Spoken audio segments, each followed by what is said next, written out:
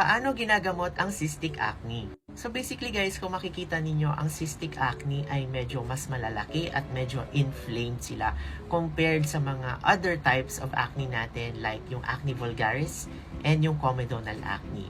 And pag hinawakan nyo po yung cystic acne, medyo fluctuant siya. Ibig sabihin para siyang soft or para siyang may tubig sa loob or semi-solid siya doon sa loob. Pag hinawakan nyo naman, if matigas ang malalaking acne lesions, then nodules po ang tawag dito. So yung cystic acne guys ay isang form of severe acne na nagde-develop deep within the skin. Mas deep ang inflammatory process ng cystic acne at dahil dyan, it usually resolves with severe acne scarring, lalo na sa mga darker skin phototypes kagaya ng ating mga Filipinos. Compared sa mga more common types of acne kagaya ng comedonal acne and acne vulgaris, superficial po ang kanilang mga inflammatory process kaya mas mababa ang chance of developing acne scarring. So, ang exact cause ng cystic acne and other types of acne guys ay medyo complex pero definitely involved dito ang hormonal changes kagaya ng androgens and also excess sebum production.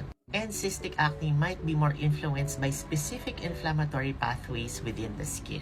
So sa pag-treat ng mga cystic acne guys, nandyan ang ating mga topicals. So we always start off with a good cleanser. So I like using salicylic acid cleansers or salicylic acid mild soaps for my patients because number one, salicylic acid has anti-inflammatory effects.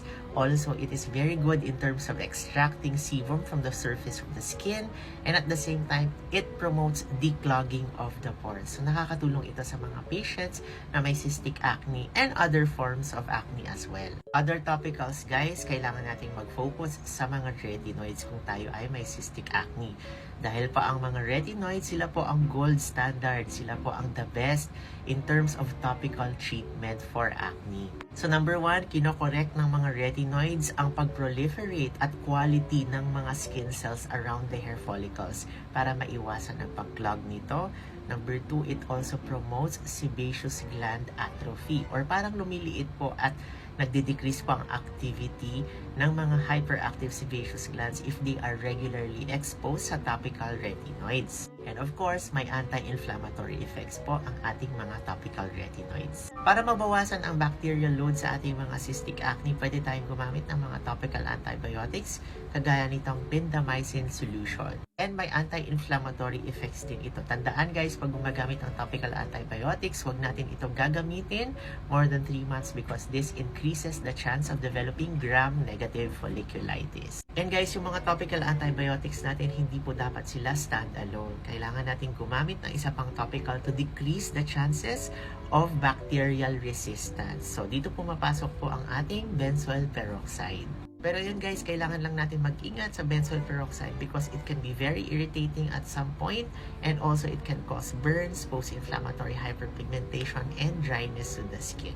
So guys, pag cystic acne na po ang pinag-uusapan lalo na sa Filipino skin or darker skin phototypes guys, usually hindi po enough ang mga topicals lang to totally clear it. So kailangan natin mag-consider ng oral therapy kagaya ng ating oral medication. So another option for us, lalo na guys kung yung cystic acne natin medyo malalaki, very inflamed, painful, and at the same time meron siyang mga pus or nana, is the doxycycline. So, pwede itong ibigay sa inyo ng dermatologist ninyo and you can safely take this in a tapering manner for 3 months. So, para sa mga pasyente na naghahanap ng more potent treatment for their cystic acne, may option po kayo kagaya ng oral isotretinoin, which basically deactivates or causes physiological death of your hyperactive oil glands.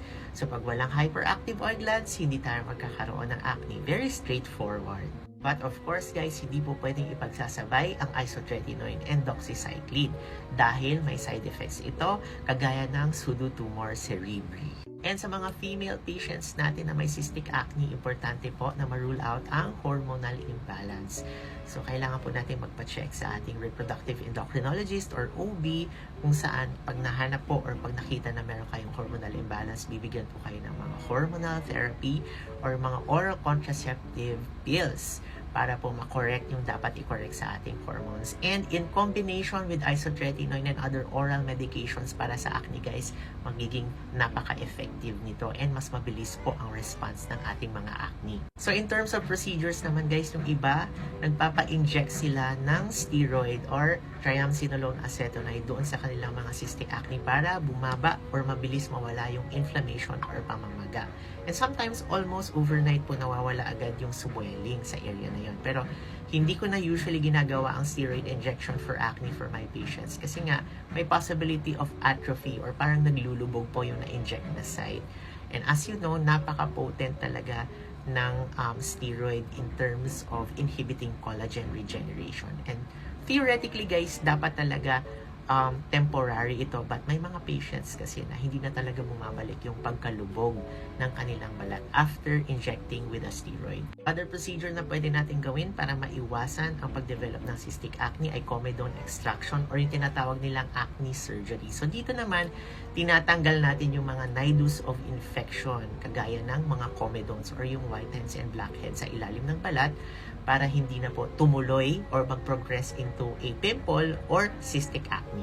And lastly guys, for some reason may mga pasyente po na ayaw talagang mag-topical or oral medications para sa kanilang acne. So pwede po natin gawin ang sebaceous gland destruction for them. So magamit tayo ng machine dito na may handpiece and sa dulo po meron siyang probe and then dumadaan po dito yung radio frequency. Nilalapat natin ito sa ating mga hyperactive sebaceous glands to destroy the hyperactive sebaceous glands to prevent them from becoming full-blown acne or cystic acne. For this procedure, I usually recommend to do at least 3 times or 3 sessions, but for this patient guys, once lang natin siya nagawa and this is the result after 3 months.